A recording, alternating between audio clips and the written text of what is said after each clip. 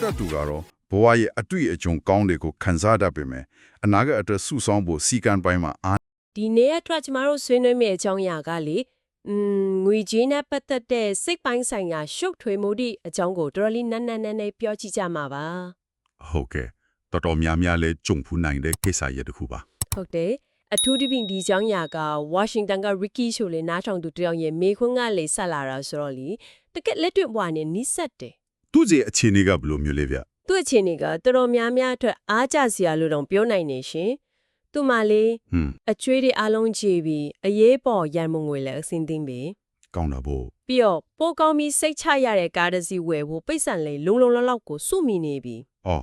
ဆိုတော့ပြဿနာကဘာဖြစ်မလဲအားလုံးအဆင်ပြေနေတာပဲကို အဲ့ဒီမှာစတာပဲသူဒီလောက်ပင်မန်စုဖာရဲ့ပိတ်ဆန်ကိုတကယ်လိုအပ်နေတဲ့ကားအတွက်ပြန်သုံးဖို့ကြတော့စိတ်ထဲမှာအယမ်းဝင်လေးပြီးမသုံးရဖြစ်နေတယ်တဲ့ အာသဘောပေါက်ပြီ ဟုတ်တယ်ဒီအချက်ကစဉ်းစားစရာမေးခွန်းတစ်ခုကိုဖြစ်လာစေတာပေါ့ဘာလို့လူတချို့ဟာငွေရကြေးရအဆင်ပြေနေပေမဲ့သုံးတဲ့နေရာမှာတော့ပိတ်ဆန်သုံးဖို့ဒီလောက်တောင်ခက်ခဲနေရတာလဲဆိုတာလေ ဒါကတကယ်ကိုစိတ်ဝင်စားစရာကောင်းတဲ့မိခွန်းတစ်ခုပဲဘာလို့လဲဆိုတော့ဒါကဘန်ဇာရင်နဲ့ကနေနေအကြောင်းမဟုတ်တော့ဘူးလေ ဟုတ်တယ် ပိတ်ဆံအကောမှာထားတဲ့ကျွန်တော်တို့ရဲ့နည်းနည်းတဲ့စိတ်ခံစားချက်တွေယုံကြည်ချက်တွေနဲ့တိုက်ရိုက်သက်ဆိုင်နေပြီဒီကိစ္စနဲ့ပတ်သက်ပြီးလေ့လာကြည့်လိုက်တဲ့အခါမှာလေအဓိကအချက်တစ်ခုကိုထပ်ခါတလဲလဲတွေ့နေရတယ် ။ဘာများလဲရှင် အဲ့ဒါကတော့လူတွေကိုအခြေခံအားဖြင့်ငွေကြေးနဲ့ပတ်သက်ရင်စုတက်တူ saver နဲ့တုံးတက်တူ spender ဆိုပြီးပင်ကိုစိတ်ရိုက်နုံခွဲလို့ရတယ်ဆိုတာပါပဲ ။အော်စုတက်သူနဲ့သုံးတက်သူဟုတ်ပြီ ဒီအမြင်က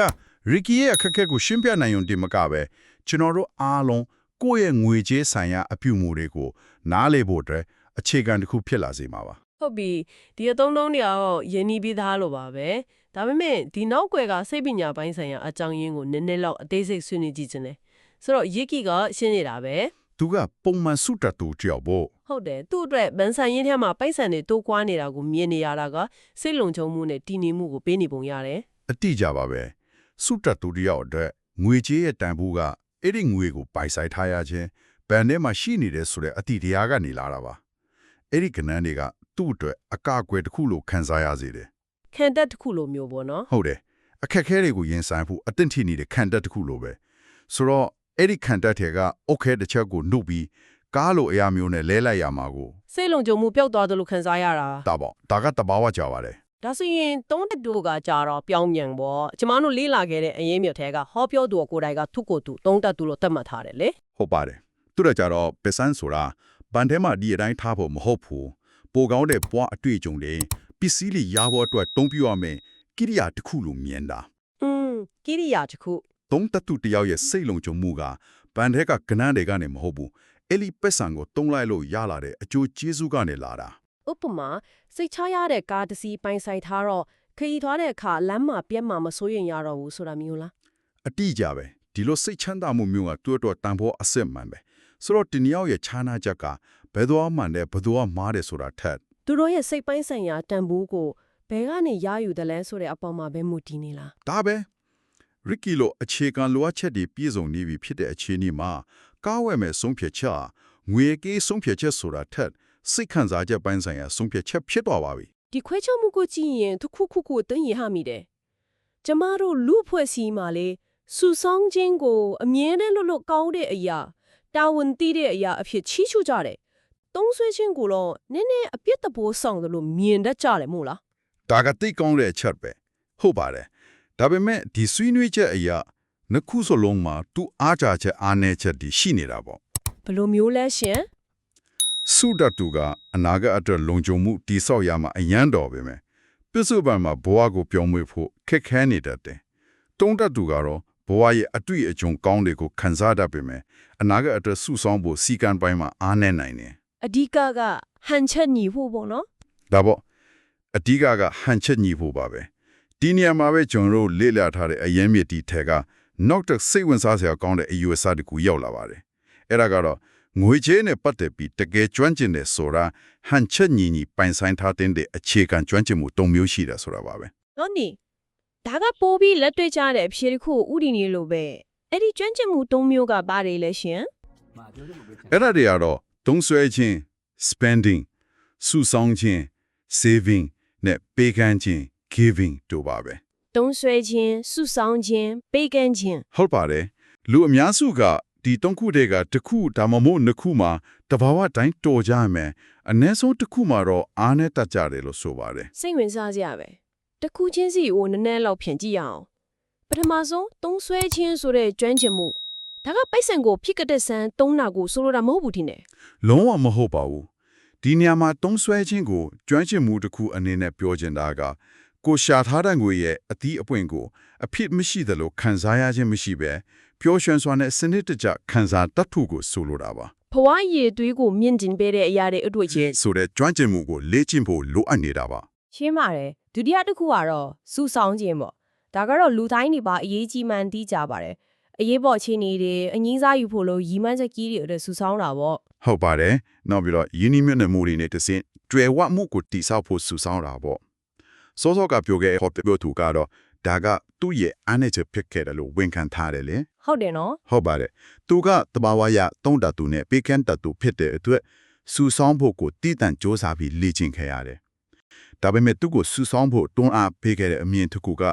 အယံတန်ဖို့ရှိတယ် ဘယ်လိုအမြင်မျိုးလဲရှင် အဲ့ဒါကတော့အခုလက်ရှိစီခန့်ရှိစူဆောင်းရင်းနှီးမွန်နာလိုက်ခြင်းအပြင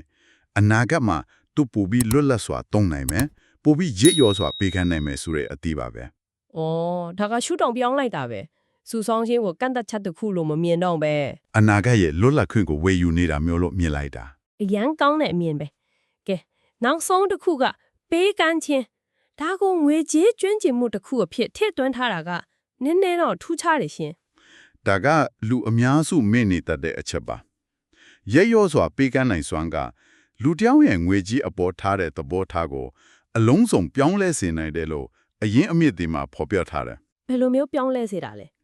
ပေးကမ်းခြင်းကကျွန်တော်တို့ကိုငွေရဲ့ကျွံပွားကနေလွတ်မြောက်စေပြီးငွေကိုကောင်းမွန်တဲ့ရည်ရွယ်ချက်တွေအတွက်အသုံးပြုနိုင်တဲ့ကိရိယာတစ်ခုအဖြစ်ရှုမြင်တဲ့အောင်ကူညီပေးပါတယ်လောဘစိတ်ကိုတိုက်ဖြတ်ပေးတယ်ပေါ့ ဒီကျွမ်းကျင်မှု၃ခုကိုခြုံကြည့်လိုက်ရင်ကျမရစ်ကီရဲ့နေရာမှာကိုထားပြီးစဉ်းစားကြည့်မိတယ်သူကစူဆောင်းခြင်းမှာတော့ထိတ်တန်းပဲဒါပေမဲ့သုံးဆွဲခြင်းမှာတော့အားနေနေတယ်ဒီတော့သူဘယ်ကစမယ်လဲ ဟုတ်ပြီဒီနေရာမှာပဲတကယ်ကိုအံ့ဩစရာကောင်းပြီးထင်မှတ်မထားတဲ့အကြံပြုချက်တစ်ခုကိုတွေ့ရပါတယ်အဲ့ဒါကတော့ပေးကမ်းခြင်းကနေစတင်ပါတယ်တဲ့ ခဏလေးနော်ဒါကတော့လုံးဝကိုပြောင်းနေကြီးဖြစ်မနေဘူးလားပိတ်ဆန်သုံးဖို့ကြောက်နေတဲ့သူကိုပိတ်ဆန်ဒီပေးကမ်းခိုင်းတယ်ဆိုတော့လေ ဟုတ်တယ်သူရဲ့စိုးရင်စိတ်ကိုပိုတောင်စိုးစင်နိုင်တယ်လို့ထင်စရာရှိရပေါ့ ဟုတ်တယ်အဲ့ဒါပဲဒီချက်ရဲ့နောက်ကွယ်ကရွတ်တီကိုတော်တော်လေးသိချင်တယ် ဒါကတမင်တကာကိုပြောင်းပြန်လုပ်ခိုင်းတာပါအဓိကစိတ်ကူကပိတ်ဆံကိုလက်ထဲကနေထွက်သွားအောင်လေ့ကျင့်ပေးတာပဲဒါပေမဲ့ကိုရတဲ့သုံးလိုက်ကမျိုးမဟုတ်ပဲကိုတန်ဖို့ထားတဲ့အဖွဲ့အစည်းတစ်ခုခုကိုလူတာမျိုးပေါ့ ကောင်းမွန်တဲ့ရည်ရွယ်ချက်နဲ့ထပ်ပါအောင်လုပ်တာပေါ့ ဒါပေါ့ဒီလိုလုပ်ချင်အဖြစ်ငါပိတ်ဆံဒီဆုံးရှုံးနေတယ်ဆိုတဲ့စိုးရင်းစိတ်ကနေငါပိတ်ဆံကိုကောင်းတဲ့ຢာတွေအတွက်အကျိုးရှိရှိအတုံးချနေတာဆိုတဲ့အမြင်ကိုတဖြည်းဖြည်းပြောင်းလဲပေးနိုင်ပါတယ် ဩသဘောပေါက်ပြီဒါကပိတ်ဆန်သုံးဆွဲခြင်းနဲ့ပတ်သက်တဲ့အဖြစ်ရှိသလိုခန်းစားရတဲ့စိတ်ကိုဖြေဖျောက်ပေးတဲ့လေ့ကျင့်ခန်းတစ်ခုလို့ပေါ့ အာတိကြပဲပေးခန်းခြင်းကနေရလာတဲ့ကောင်းမွန်တဲ့စိတ်ခံစားချက်ကပိတ်ဆံထွက်သွားခြင်းနဲ့ပတ်သက်တဲ့ကြောက်စိတ်ကိုအစားထိုးဝင်ရောက်လာစေတယ် အဲ့ဒီလိုနဲ့သုံးဆွဲခြင်းကြွက်သားကိုနည်းနည်းချင်းတမ်းမာလာအောင်လုပ်ပေးတာမျိုးလား ဟုတ်ပါတယ်ရန်ရောက်စွာပေးခန်းတက်လာတဲ့အခါကိုပြန်လဲသုံးစွဲဖို့ခွင့်ပြုချက်ပေးရတာပိုလဲကူလာတတ်ပါတယ်ဘာလို့လဲဆိုတော့ကိုဟာကက်စီနိုတူမဟုတ်ဘူးရန်ရောက်တဲ့သူဆိုတော့ကိုမြင်လဲအမြင်တစ်တစ်ခုတိစောက်ပြီးသားပဲသွားလို့ပါ အဲ့ဒီနောက်မှာတော့ကားဝယ်တာလို့ကိုယ့်အတွက်လိုအပ်တဲ့သုံးဆွဲမှုတစ်ခုကိုလုပ်တဲ့အခါအရင်လိုအဖြစ်ရှိသလိုမခံစားရတော့ပေါ့ မှန်ပါတယ်ဒါဟာလေကိုဘွားကိုကောင်းမွန်အောင်လှုံ့ဆော်ရတဲ့အကျိုးရှိတဲ့သုံးစွဲမှုတစ်ခုပဲလို့ရှုမြင်လာနိုင်ပါပါ မင်းရဲ့ပိတ်ဆန်အားလုံးကိုအသုံးမဝင်တဲ့ຢာတွေအတွက်ပဲသုံးနေလို့မင်းဟန်ချက်မညီဘူးဒါပေမဲ့ပြင်းပြမမအလိုလိုပြီးစူထားတာတွေကိုဘယ်တော့မှမခံစားမသုံးဆွဲဘူးဆိုရင်လေဒါဟာဟန်ချက်မညီတဲ့ပုံစံတစ်မျိုးပဲဆိုတာလေ ဟုတ်တယ်အပြည့်အဲ့ဒီအချက်ကအဓိကပါပဲဗန္ဒာရီကကျမ်းပါတယ်ဆိုတာဟာစူဆောင်းထားတဲ့ငွေပမာဏနဲ့ပဲတိုင်းတာလို့မရပါဘူးအဲ့ဒီငွေကိုဘလောက်ဟန်ချက်ညီသုံးဆွဲစူဆောင်းပေးကမ်းတယ်လဲဆိုတာနဲ့တိုင်းတာရမှာပါ ဒီနေရာမှာတော့ထပ်အရန်ကောင်းတဲ့အတိုင်းအတာတစ်ခုပေးခါတယ်တစုံတစ်ယောက်ကလောဘကြီးသလားအပေါ်ယံဆန်သလားဆိုတာကိုသူတို့မှာဈေးကြီးတဲ့ပစ္စည်းတွေရှိခြင်းမရှိခြင်းနဲ့ဆုံးဖြတ်လို့မရဘူးတဲ့ ဒါကဘယ်လိုမျိုးလဲလူအများစုကတော့ဈေးကြီးတဲ့ကားတွေစီအကုန်းစားအိမ်တွေနဲ့နေတဲ့သူတွေကိုအပေါ်ယံဆန်တယ်လို့ထင်ကြကြမှာမဟုတ်လား အ အဲ့ဒီအမြင်ကိုစင်ခေါ်ထားတာပါတကယ်ဆန်နှုန်းကသူတို့ရဲ့ဝင်ငွေဒါမှမဟုတ်ပိုင်ဆိုင်မှုရဲ့ရာခိုင်နှုန်းဘလောက်ကိုကိုယ့်အတွက်သုံးပြီးဘလောက်ကိုစုဆောင်ဘလောက်ကိုပေးကမ်းတယ်လဲဆိုတဲ့ပုံမှာပဲမူတည်တယ်လို့ဆိုပါတယ် အော်သူတို့သုံးတဲ့ပမာဏထက်သူတို့ရဲ့ဗန္ဒာရေးဘဝတစ်ခုလုံးရဲ့အချိုးအစားကပိုရေးကြီးတယ်ပေါ့ ဒါပေါ့ proportion ကပိုရေးကြီးပါတယ် ဒီအချက်ကိုပိုပြီးမြင်သာအောင်ရှင်းပြထားတဲ့ billionaire ထင်ကြီးချင်းတယောက်ရဲ့ဇလန်းကသူတို့လေးဆွဲဆယ်စရာပဲ ပြောပြပါဦး သူကဒေါ်လာ3ဘီလီယံကျွဲဝါပြီးအိမ်တစ်လုံးကိုဒေါ်လာ6သန်းနဲ့ဝယ်ခဲ့တယ်အဲ့ဒီသတင်းထွက်လာတော့လူတွေကသူ့ကိုအမုန်းပွားစာရီပို့ကြတယ်ဘယ်ကဒီလောက်ဈေးကြီးတဲ့အိမ်မျိုးလိုအပ်လို့လဲဆိုပြီးဝေဖန်ကြတာပေါ့ ဟုတ်ကဲ့ဒါကဖြစ်လိထီတဲ့ရှိတဲ့တုံ့ပြန်မှုမျိုးပဲ ဟုတ်ကဲ့ ဒါပေမဲ့အဲ့ဟောပြောသူကရှုထောက်တစ်မျိုးကနေတွက်ချက်ပြလိုက်တယ်ဒေါ်လာ3ဘီလီယံပိုင်ဆိုင်တဲ့လူတစ်ယောက်အတွက်ဒေါ်လာ6တန်းတန်အိမ်တစ်လုံးဝယ်လိုက်ကဟာသူ့ရဲ့စုစုပေါင်းပိုင်ဆိုင်မှုရဲ့ 0.2% ပဲရှိပါတယ် 0.2% ပဲရှိတာ ဟုတ်တယ်ဒါကိုတာမန်လူတစ်ယောက်ရဲ့အခြေအနေနဲ့နှိုင်းယှဉ်ပြထားတာကအရင်ချီရောက်တယ်အဲ့ဒါကတာမန်လူတစ်ယောက်မနေ့စာအသက်ချစ်ခီရဲ့ဖင်မှာဘစ်ကတ်မုန်တစ်လုံးဝယ်စားလိုက်သူလို့ပဲတဲ့ ဝေါဒီနိုင်ရှင်ထက်ကတော့အမြင်ကိုလုံးဝပြောင်းကြိတ်လိုက်စေတာပဲကျမတို့ကဒေါ်လာ6တန်းဆိုတဲ့ကိန်းဂဏန်းကြီးကိုပဲကြည့်ပြီးဝေးဖန်နေကြတာ ဟုတ်တယ်လေဒါပေမဲ့သူ့ရဲ့ဘန်ဒါရေးအခြေအနေတစ်ခုလုံးနဲ့ယဉ်ကြည့်လိုက်တာဒါဟာအလုံးချိုးချန်တဲ့ရွေးချယ်မှုတစ်ခုလောင်ဖြစ်နေသေးတယ် ဒီအချက်ကဈေးကြီးတယ်ဆိုတာဟာနိုင်ရှင်မှုအပေါ်မှာပဲမူတည်တယ်ဆိုတာကိုရောတခြားသူတွေရဲ့သုံးဆွဲမှုကိုနောက်ခံအခြေအနေမသိပဲအကက်ဖြတ်တာမားနိုင်တယ်ဆိုတာကိုရောတက်ပြနေတာပဲ ဒါကယစ်ကီရဲ့ကိစ္စအတွက်တကယ်ကိုအထူးကြတဲ့သင်ခန်းစာပဲသူကကားတစ်စီးဝယ်မဲ့ကိစ္စကိုဒေါ်လာ6တန်တန်အိမ်နှလုံးဝယ်တယ်လို့မျိုးစိတ်ပိုင်းဆိုင်ရာအရာခံစားနေရတာ ဟုတ်တယ်ဟုတ်တယ် ဒါပေမဲ့တကယ်တမ်းမှာသူ့ရဲ့စုငွေတွေအရေးပေါ်ရန်ပုံငွေတွေအားလုံးကိုထည့်တွက်ပြီးရခိုင်နှုန်းအနေနဲ့ကြည်လိုက်ရင်ဒီကားဖို့ဟာသူ့ရဲ့ဘဏ္ဍာရေးအခြေအနေအတွက် Chick-fil-A ဟာဘစ်ကတ်တစ်လုံးဖို့လောက်ပဲဖြစ်နေနိုင်တယ် ဒီလိုရခိုင်နှုန်းနဲ့ရှုမြင်တတ်တဲ့အလေးအကျင့်ကအထောက်အကူပြုနိုင်တာပေါ့နော် အများကြီးကူညီပေးနိုင်ပါတယ်စိတ်ခံစားချက်ကြောင့်ဖြစ်ပေါ်လာတဲ့ဖိအားတွေကိုကြောလွှားပြီးစင်ကျင်တုံတရားနဲ့ဆုံးဖြတ်ချက်ချနိုင်အောင်ကူညီပေးနိုင်ပါတယ် ကဲဒီနေ့ဆွေးနွေးမှုကိုပြန်ခြုံငုံကြည့်ရအောင်ရစ်ကီရဲ့ကားရစီဝယ်ဖို့ဝင်လင်းနေတဲ့မိခွန်းလေးတစ်ခုကနေစလိုက်တာကနေ